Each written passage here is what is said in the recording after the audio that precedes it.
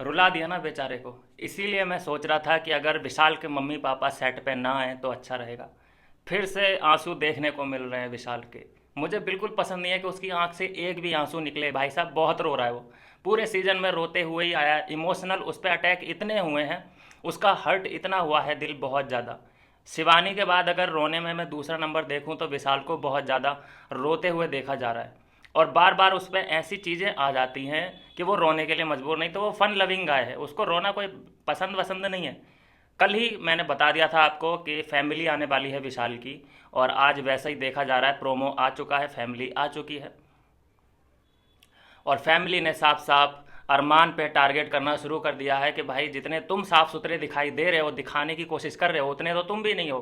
तुम्हारे भी 7-8 किस्से बाहर पड़े हैं जो कि अनलिस्टेड हैं। 2-3 केस चल रहे हैं तुम पे। ये सब आईना दिखा दिया गया है। और कहीं ना कहीं अरमान अंदर से जानता है कि मैं जो टारगेट कर रहा हूँ विशाल को, ये मुझ पर ही उल्टा पड़ने वाला है। डाउनफॉल शुरू यहाँ से अरमान मलिक का, मलिक फैमिली का, अरमान मलिक का नहीं, मलिक फैमिली का। जो इनके ड्रामे चले हैं ना पूरा 2.5 साल में, भाई साहब 2.5 साल में दोस्तों, 2.5 साल में 200 करोड़ की प्रॉपर्टी है इनके पास। पता है कैसे बनाई है वो प्रॉपर्टी?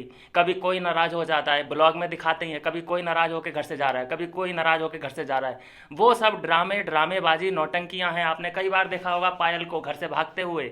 और वो लाइव ब्लॉगिंग भी कर रही है और घर से भाग भी रही है, आपसे सलाह भी लेती है लाइव में और ब्लॉगिंग में कि अब मैं क्या करूं। मैंने देखा है एक ब्लॉग देखा था मैंने एक बार, जब ये पायल घर से निकल गई थी इन दोनों से नाराज़ होकर, और होटल में जाके स्टे किया था। और होटल में जाके भी ये कह रही है कि ये जो होटल वाले हैं ये मेरी जान पहचान के निकले, तो इन्होंने मुझे फ्री में रहने के लिए दे दिया, मेरी बहुत इज्जत कर रहे हैं ये लोग। मैं बताऊं दोस्तों एक बात, कि इतना बेवकूफ़ बनाया है इन लोगों ने ऑडियंस को। ये जो भी नाराज़ होता है एक दूसरे से, ये सब इनका स्क्रिप्टेड होता है। नहीं तो आप मुझे बताइए कि जैसे ही कोई नाराज़ होता है तो कैमरा क्यों ऑन हो जाता है? पर्सनल चीज़ों में भी कैमरा क्यों ऑन निकल के आ जाता है? क्योंकि इनकी पूरी टीम, बिल्डिंग है 7-8 माले की बिल्डिंग है। किसी फ्लोर पे स्टूडियो है, किसी फ्लोर पे इनका स्टाफ रहता है, एक फ्लोर पे इनकी काम करने वाली बाइयाँ हैं, बाई रहती है, मेड रहती हैं।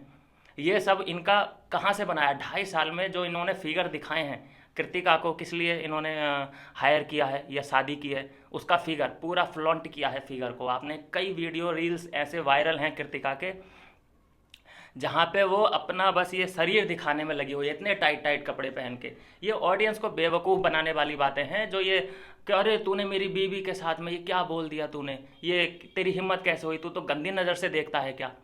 अरे तुम दिखाते हो तभी तो वो देखता है। पहली बात तो उसकी नज़र ही ऐसी नहीं थी, वो किसी और वे में उसने बोला था, वो हो गया जो भी होना था। और वहाँ पे क्लियर अब क्या करने की कोशिश कर रहा है अरमान मलिक, कि अगर मुझे कटारिया सही बात बता देता तो मैं शायद इसको थप्पड़ नहीं मारता, है ना? ये तेरा कहना है। तो दोस्तों बड़ा चालू, बहुत चालाक इंसान है ये। अब अपना जो ब्लेम है ना कि मेरे ऊपर ना आए, कटारिया के ऊपर घुमा दिए। उसने पूरा सीन कटारिया के ऊपर, कि अगर ये मुझे रोक लेता तो शायद मैं थप्पड़बाजी नहीं करता, ये कहने की कोशिश कर रहा है। अरे बेवकूफ़, तेरी पायल भी तो यही बताने आई थी, तो तूने उसका यकीन करता या फिर कटारिया का यकीन करता? जब पायल ने तुझे बता दिया कि भैया ऐसा ऐसा बाहर दिखाई दे रहा है, तेरे दिमाग में वो चीज़ फिट हो गई कि हाँ जब पायल ने बोल दिया है तो ऐसा ही होगा।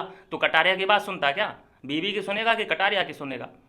कटारिया पे ब्लेम मत डाल बेटा, तेरी गलती है ये। और दोस्तों एक और मजे की बात बताऊं आपको, पायल ने अब वोटिंग मांगना, इन लोगों के लिए वोट करना मना कर दिया है। वो नहीं चाहती कि ये लोग अब अंदर रहें। वोटिंग अपील बंद कर दी है उसने। कह रही है कि भैया अगर तुम्हें बुरा लग रहा है तो इनको बाहर निकाल दो, वोट मत करो इनको। क्योंकि अब जो इमेज डैमेज हो रही है इन लोगों की, बहुत ज़्यादा इमेज डैमेज होने लगी है।